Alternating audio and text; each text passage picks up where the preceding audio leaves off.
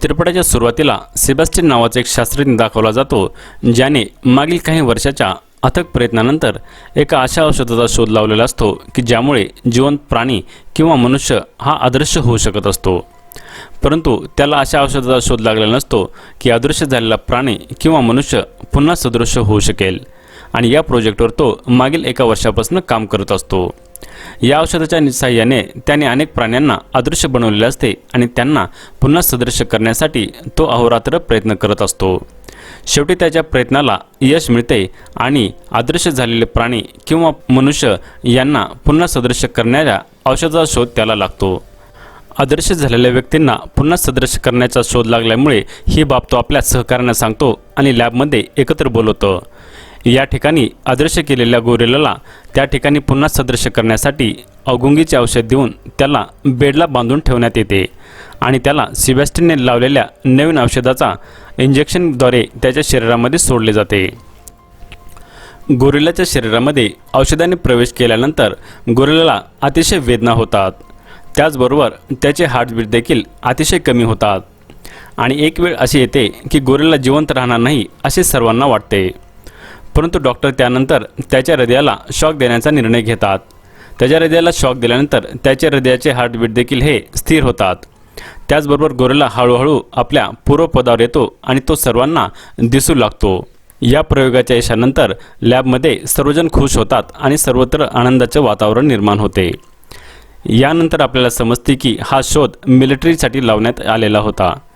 परंतु मिलिटरीच्या मीटिंगमध्ये सेबॅस्टियन सर्वांना खोटे सांगतो की आपण या प्रोजेक्टमध्ये कसलीही प्रगती केलेली नाही आणि आपल्याला आणखीन जास्तीचा वेळ देण्यात यावा. यावर मिलिटरीचे ऑफिसर म्हणतात की सेबॅस्टियनला ऑलरेडी खूप वेळ देण्यात आलेला आहे. जर प्रयोगामध्ये यश आले नाही तर सेबॅस्टियनच्या जागी दुसऱ्या सायंटिस्टची वर्णी लावण्यात येईल असे त्याला सांगण्यात येते.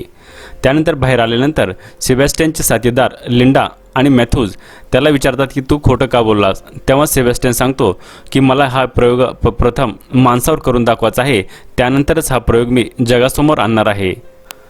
आणि तो व्यक्ती दुसरा तिसरा कोणी नसून मी स्वतः आहे असं देखील तो सांगतो.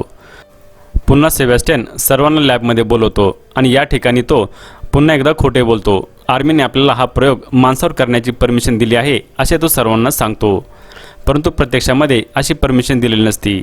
हा प्रयोग आपण सर्वप्रथम आपल्या बॉडीवर टेस्ट करणार आहे आणि त्यानंतर हा जगाला सांगणार आहे असे तो सांगतो. या कामामध्ये लिंडा आणि मॅथ्यूज देखील त्याची साथ देतात. हे औषध सेबॅस्टियन स्वतःच्या हाताने आपल्या शरीरामध्ये इंजेक्ट करतो. त्यानंतर त्याला खूप वेदना होतात आणि तो हळूहळू गायब होतो. त्याचबरोबर तो बेशुद्ध देखील होतो. पुन्हा शुद्धीवर येण्यासाठी त्याला 20 तास लागतात. शुद्धीवर आल्यानंतर त्याला लाईटचा प्रचंड त्रास होतो. त्यामुळे लॅबमधील सर्व लाईट्स ह्या बंद केल्या जातात. त्यानंतर सेबॅस्टियनच्या शरीराची तपासणी करण्यात येते आणि सेबॅस्टियनचे शरीर हे पूर्णपणे नॉर्मल असते. सेबॅस्टियनच्या गायब होण्यामुळे ऑफिसमधील सर्व महिला असुरक्षित फील करत असतात, कारण सेबॅस्टियन हा अतिशय स्त्रीलंपट असतो आणि तो आपल्या न दिसण्याचा गैरफायदा देखील घेत असतो. सेबॅस्टियन याला गायब होऊन 3 दिवस झालेले आहेत आणि आता त्याला पुन्हा दृश्य करण्यासाठी त्याच्या शरीरामध्ये इंजेक्शन सोडले जाते.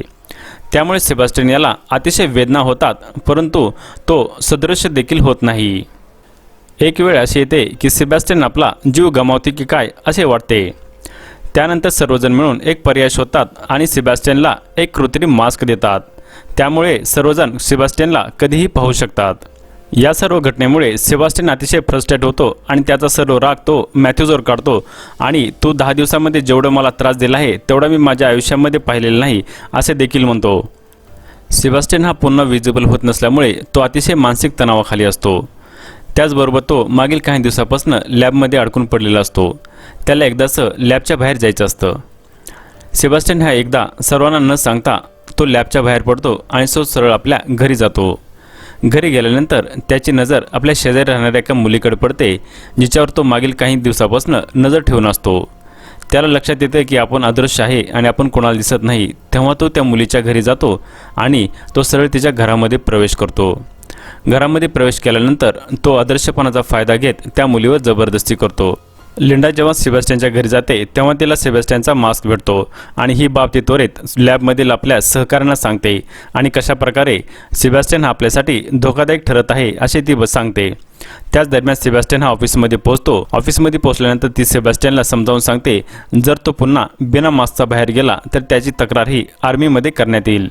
तेव्हा सेबॅस्टियन आपण बिना मास्कचे बाहेर जाणार नाही यासाठी तो हमी भरतो आणि त्यानंतर सेबॅस्टियनवर नजर ठेवण्यासाठी लॅबमध्ये एक थर्मल कॅमेरा बसवला जातो। सेबॅस्टियन त्याच्यावर नजर ठेवणाऱ्या कॅमेऱ्याच्या सेटिंगमध्ये बिघाड करतो आणि त्या ठिकाणी एक जुना व्हिडिओ लावून ठेवतो। त्यानंतर सेबॅस्टियन हा सरळ लॅबच्या बाहेर पडतो आणि लिंडाच्या घरी पोहोचतो।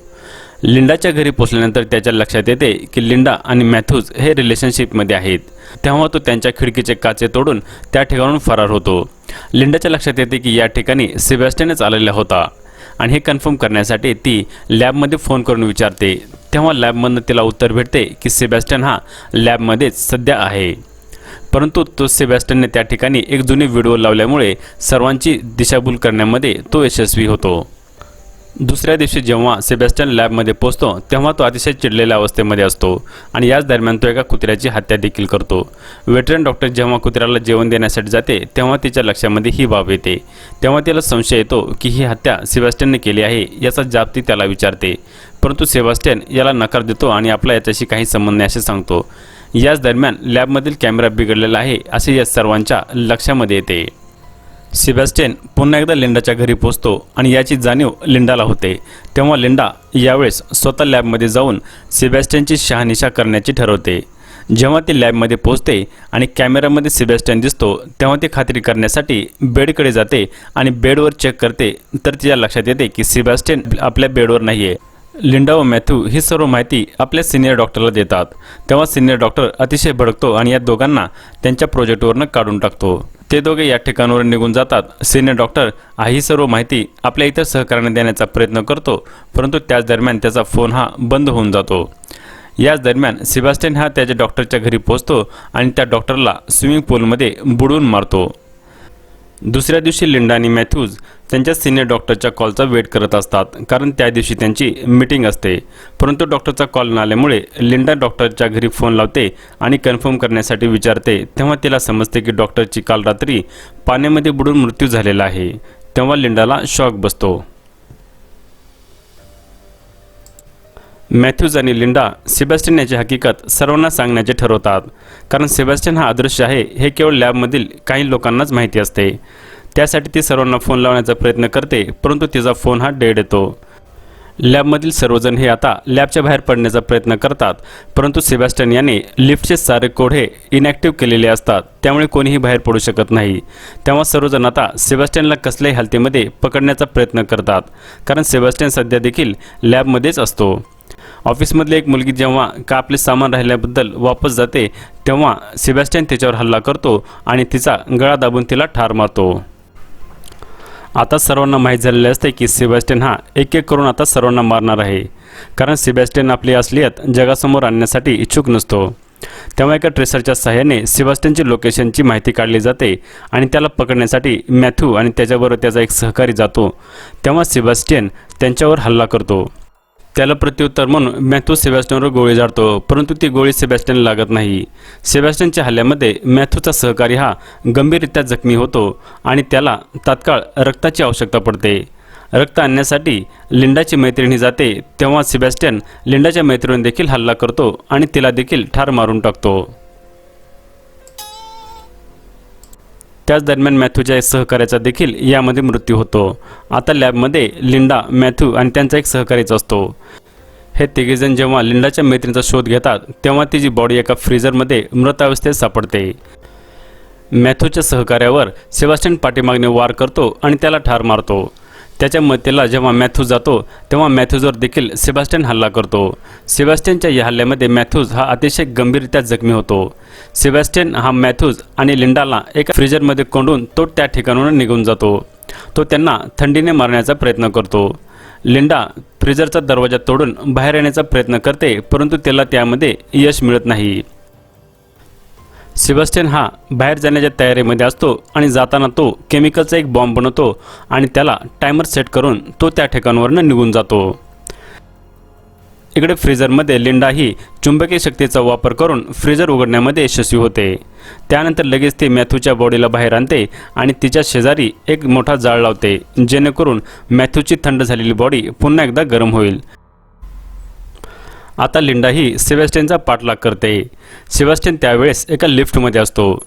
सेबॅस्टियन याला मारण्यासाठी लिंडा आपल्याजवळ एक गॅस घेऊन येते आणि या गॅसच्या सहाय्याने ती त्याला जाळून मारण्याचा प्रयत्न करते।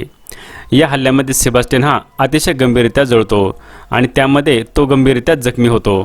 परंतु त्यानंतर सेबॅस्टियन आपल्या अंगावरचे सर्व कपडे काढून टाकतो, त्यामुळे सेबॅस्टियन हा लिंडाला दिसण्याचा होतो आणि पुन्हा सेबॅस्टियनला पाहण्यासाठी लिंडा ही आग विझवणाऱ्या पाण्याचा नळ चालू करते। तेव्हा सेबॅस्टियन तिला अंधुक दिसतो। सेबॅस्टियन हा लिंडावर आत्मघाती हल्ला करतो आणि त्यामध्ये लिंडाला मारण्याचा प्रयत्न करतो।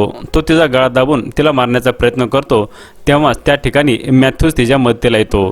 मॅथ्यूज सेबॅस्टियनच्या डोक्यामध्ये एक मोठा लोखंडाचा रॉड घालतो, त्यामध्ये सेबॅस्टियन हा बेशुद्ध होऊन त्या ठिकाणी पडतो। मॅथ्यूज हा लिंडाला घेऊन जात असतो, परंतु त्याच वेळेस सेबॅस्टियनला जाग येते आणि सेबॅस्टियन पाठीमागनं त्या दोघांवर हल्ला करण्याचा प्रयत्न करतो। तेव्हा मॅथ्यूज त्याला धक्का मारतो। मॅथ्यूजच्या धक्क्याने तो एका लाईटच्या बोर्डला जाऊन चिटकतो आणि त्याच्या शरीरामध्ये संपूर्ण करंट पसरतो। तेव्हा तो करंटमुळे बेशुद्ध अवस्थेमध्ये पडतो। मॅथ्यूज आणि लिंडा आता त्या ठिकाणी जातात ज्या ठिकाणी सेबॅस्टियन याने बॉम्ब सेट करून ठेवलेला असतो। तो बॉम्ब डिफ्यूज करण्यासाठी लिंडा आणि मॅथ्यूजकडे खूप कमी वेळ असतो, त्यामुळे तेव्हा त्यांच्या लक्षात येते की आपण हा बॉम्ब एवढ्या कमी वेळेमध्ये डिफ्यूज करू शकत नाही। तेव्हा ते बाहेर पडण्याचा प्रयत्न करतात, परंतु लिफ्ट ही इनॅक्टिव्ह असल्यामुळे ते लिफ्टमध्ये असलेल्या एका इमर्जन्सी विंडोजमधनं वर जाण्याचा प्रयत्न करतात। त्याच वेळेस लॅबमध्ये असलेला बॉम्ब देखील फुटतो। लिंडा वर जात असताना सेबॅस्टियन हा खालनं येतो आणि तिचे पाय पकडून तिला खाली ओढतो, कारण सेबॅस्टियन आतापर्यंत मेलेला नसतो। सेबॅस्टियन लिंडाचा पाय ओढतो, त्यामुळे दोघेजण त्या लिफ्टवर कोसळतात। लिफ्टवर कोसळल्यानंतर लिंडा लिफ्टला असलेले एक वायर पकडते आणि त्या वायरच्या खालच्या बाजूला म्हणजे तिच्या पायामध्ये असलेले एक बटन प्रेस करते। ते बटन प्रेस केल्यामुळे लिफ्ट ही बॉम्बस्फोटामुळे सुरू झालेल्या आगीमध्ये कोसळते आणि त्याचबरोबर त्यामध्ये सेबॅस्टियन देखील कोसळून त्याचा या ठिकाणी मृत्यू होतो। पुन्हा लिंडा आणि मॅथ्यूज हे एकत्र येतात आणि या ठिकाणी हा चित्रपट समाप्त होतो।